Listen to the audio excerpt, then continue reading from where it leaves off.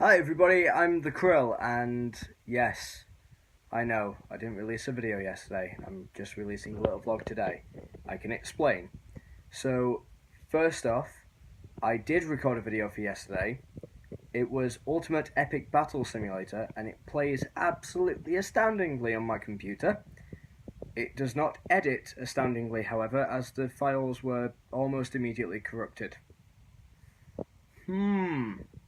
So obviously that wasn't what I wanted to happen. Not really what you want. But anyway, and then obviously I ended up waking up yesterday in a severe amount of pain and was basically just able to do nothing all day. Uh, Thank you, by the way, for those of you that actually sent best wishes on Twitter. That was really nice of you. Thank you so much. But I thought as well, what I'll do is rather than just saying blah blah blah blah blah and apologising, I thought I'd actually take this opportunity to discuss a little bit of E3 with you guys. So obviously I haven't been there, but I've been able to watch a couple of the conferences and keep up to date with like what games have been announced. And I've made a little list of things that I'm excited for, things I want to discuss with you. So we'll take it from the top. The Microsoft conference. Not really what I was hoping for.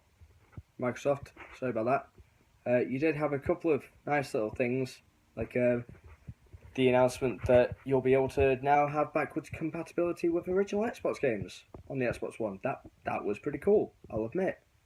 That was unexpected, but much wanted. So that's awesome. We also saw a bit of Anthem being run on the new Xbox One X. I'll get to that in a moment. But Anthem does look like a beautiful thing. Really does. So that's going to be interesting to keep an eye on. The Xbox One X. Okay.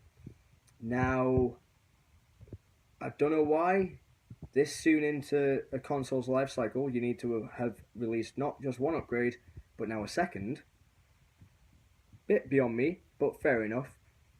They're touting it as the most powerful games console ever made. Yeah, it's also the most expensive. So it's $500 in America, and it's £450 here in the UK to buy it. Yeah. And there's also the fact that if you really want to get the best out of the console, not only do you need the £450 box that it is, but you then also need to buy yourself a new 4K TV. So, great. Nice one, Microsoft. Have to sell my house. But other than that, they did say, like, certain games will have a 4K patch rolled out for free. That's not bad, kind of cool. But I want to move away from Microsoft now because that's not really what I'm about. I want to move towards Sony. Oh, one last thing though, from the Xbox conference was Dragon Ball FighterZ. Okay, I'm not sure if that was announced at the conference or whether that was just a side thing, but that game looks cool to me. It looks very much like Marvel vs. Capcom, but with Dragon Ball Z characters, and I am all about that. So, I'm going to be keeping an eye on that one. So, the Sony press conference. Obviously, I'll just get on with what was actually there first, okay? So we had Days Gone, which is shaping up fantastically, and I can't wait to see even more of it. Not Gears of War, fucking God of War. Okay, that looked insane. They announced a PS4 remake of Shadow of the Colossus. As soon as that started, I was like, oh my god, I know what this is. I know what it is. And that looks really, really cool. And I cannot wait to see even more of that. Final thing that I noticed at the Sony conference was that they have now announced for PSVR Skyrim in VR. So the entire game, from what it looks like, playable in virtual reality. That's a bold step. That's a massive step, really, when you think about it. But, I mean, they did it with Resident Evil 7.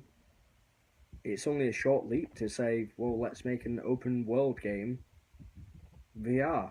It's most people play it in first person anyway, so what's the difference? So that was really cool. A couple more like miscellaneous games I want to talk about. We've got Kingdom Hearts 3, which obviously was just before E3 actually started. A trailer for that was shown that at the end of it mentioned that they'll be showing a new world and a new trailer at D23 next month. I'm looking forward to that because I'm massively into Kingdom Hearts. There was also The Evil Within 2. Now, I know for a fact that I'm going to end up playing that on the channel anyway when it's out, but yeah, I need that because the first one was still really, really confusing even after you played the DLC. People that have seen me play it know exactly what I'm talking about. Okay, moving swiftly on. Nintendo. Actually, no. No, not Nintendo yet. I want to go back. Sony. I've talked about the things that they showed. Well, I didn't mention this, but Spider-Man. Spider-Man does whatever a spider can. I want to talk about the things that Sony left out of their conference. And I'm pretty sure that you guys can be on board with me on this. Nothing was shown of Death Stranding. Nothing was shown of The Last of Us 2, which, to be fair, is a pretty staple game because it's exclusive to PS4. And finally, why has nothing been shown of Final Fantasy VII the remake? I get that it's a big game, I get that it's a big project that they're undertaking, and I get that they're releasing it as numerous different actual games now to break up the story so that they don't have to compromise.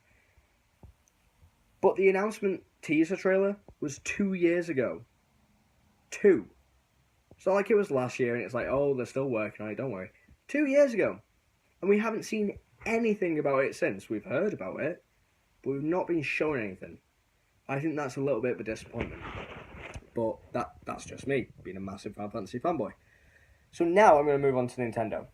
Their conference was noticeably shorter than Sony's and Microsoft's because they only had like half an hour. So they did a little like presentation thing. And from that, we got a couple of interesting talking points, actually. So we got an announcement of Kirby on the Switch, an announcement of Yoshi on the Switch, and they both look as though they're multiplayer, like co-op, so they could be cool. We saw a lot more of Mario, Super Mario Odyssey, including the fact that the hat can possess enemies and gives them a little mustache. That's awesome. We also saw an announcement for Metroid Prime 4, and I could not be happier about that. I love the Metroid Prime series. Federation Forces and Metroid Prime. No. Hunters, not really Prime. 1, 2, and 3, yes. Yes. And 4, hopefully, if it's sticking to that sort of trend, will be incredible. And the final thing that I wanted to talk about, obviously we knew from a couple of days before E3, the Pokemon Direct, that Pokken Tournament Deluxe was going to the Switch. What they also announced in the Nintendo presentation yesterday was that the Pokemon Company are working on a core RPG Pokemon game for the Nintendo Switch. They didn't necessarily it's going to be Pokemon Star, but it's a core Pokemon game, and that is what we wanted. They didn't have anything to show for it, because obviously I imagine it's really early in development, and it's going to take over a year before it comes out. But having the rumour confirmed, and having that to look forward to, just blew my mind wide open yesterday. I was like a giggling little fangirl. And I know someone that can vouch for me on that. She's sat right over there. Yeah. But, yeah, exactly. But I'm going to cut this now because I realise it's like 9 minutes long. Longest vlog you guys have gotten, right? So let me know what your thoughts were on E3 in general down below in the comments. I would love to talk to you guys about this. Loads of things that I've missed out talking about, but I haven't had the chance or time. But, as always, if you've liked the video, please leave a like, and if you haven't subbed to the channel already, hammer that subscribe button right now. Thanks for your patience and all your kind words, and I will see you guys next time. Bye, everybody!